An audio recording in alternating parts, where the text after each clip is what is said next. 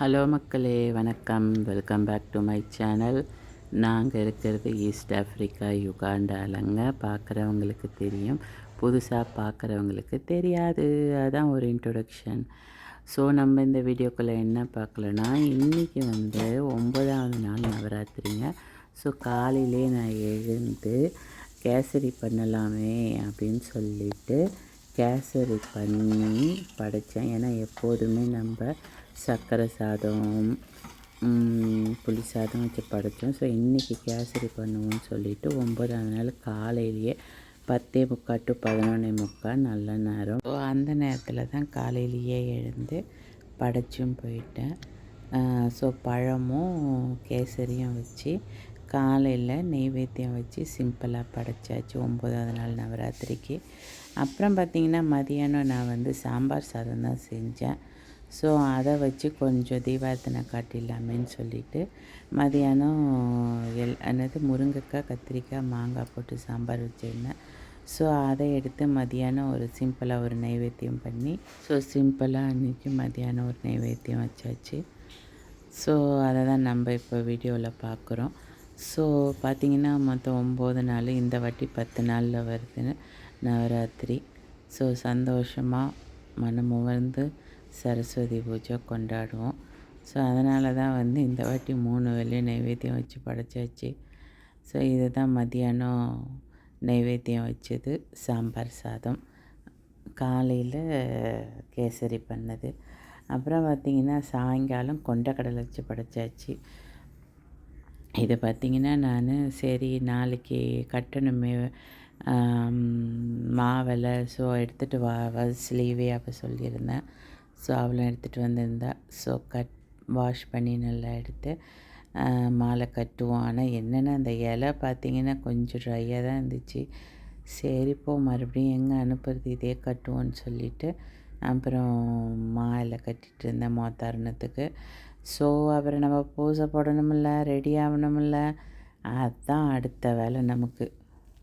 So அடுத்தது பார்த்திங்கன்னா பட்டை போடணும். விபூதி பட்டை போட்டுட்டு சந்தனம், மஞ்சள், குங்குமம்லாம் வைக்கணும்ல.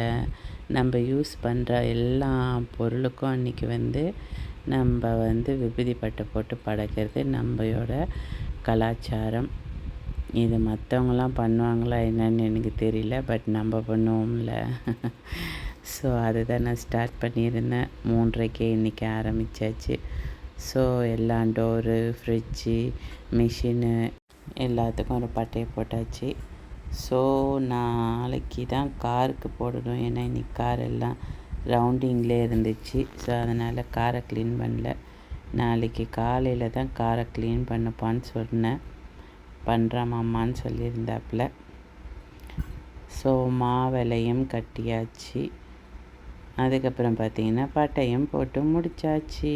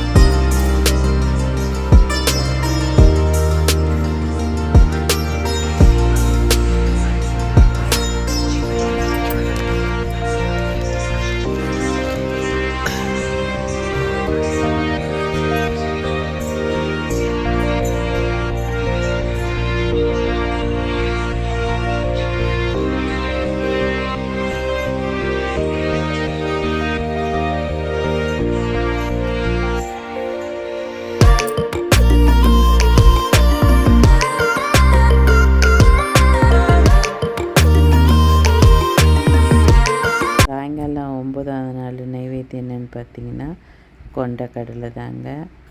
ஸோ அதை வச்சு ஈவினிங்கு நைவேத்தியம் பண்ணிட்டேன்.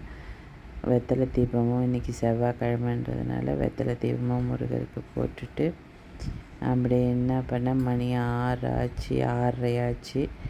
ஸோ நான் என்ன பண்ணேன், சரி இன்றைக்கி கோயிலுக்கு போனேன் நல்லதேட்டு கோயிலுக்கு கிளம்புனேன். நான் போகிற கோயில் தான் நகாசுர கோயில். ஸோ 6:30 கிளம்புனேன். எஸ்எஸ்டிஎம் டெம்பிள் சொல்லுவாங்க. செம்ம டிராஃபிக். அங்கே பாருங்கள், சுற்றி சுற்றி பாருங்கள் எவ்வளோ வண்டி நிற்கிது. எப்பாடி எப்பா போகிறதுக்கே மணி 7 ஆகி போச்சுங்க.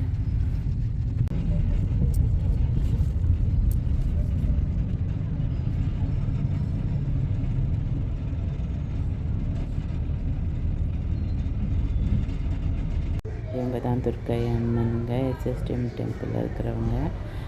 ஸோ அவங்கள ஃபஸ்ட்டு பார்ப்போன்னு சொல்லிட்டு நான் உள்ளே வந்துட்டேன். பார்த்தீங்கன்னா ஃபுல்லாக காசாலே நல்லா டெக்கரேஷன் பண்ணியிருந்தாங்க. சூப்பராக இருந்தது. நல்லா வெளியில் டெக்கரேஷனும் நல்லா செமத்தியாக இருந்தது. ஒன்று ஒன்று நல்லா வரைஞ்சி அந்த லைட்டில் பண்ணியிருக்காங்க. எல்லாமே கையால் செஞ்சுருக்காங்கங்க. நல்லா இருக்குது. சூப்பராக அதான் அந்த நவராத்திரினாலே முக்கியமாக நல்லா டெக்கரேஷன் பண்ணுறாங்கங்க. இந்த கோயில் தாங்க நாங்கள் கம்பாலால் இருக்கிற சிவன் கோயிலுன்னு சொல்லுவோம். ஃபேமஸான கோயிலுங்க. ஸோ அம்மா துர்க்கைக்கு வந்து நல்லா காசியாக டெக்கரேஷன் ரெடி பண்ணியிருந்தாங்க. ஸோ இதுதான் உள்ள கோயில்.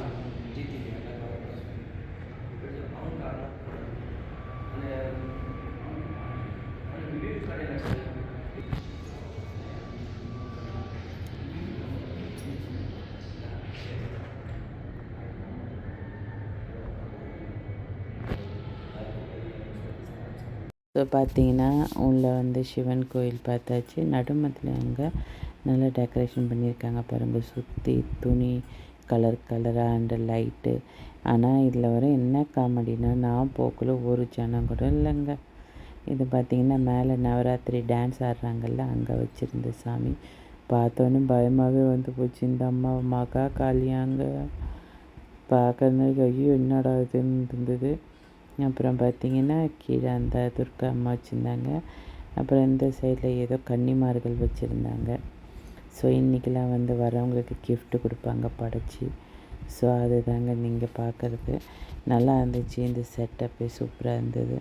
நம்ம ஊரில் அந்த பயிர் வைப்போம் பாருங்கள், பயிரில் வேண்டிக்கிட்டு முளை கட்டி பயிர் போடுவோம்ல, அதை போட்டிருக்காங்க பாருங்கள் சுற்றி.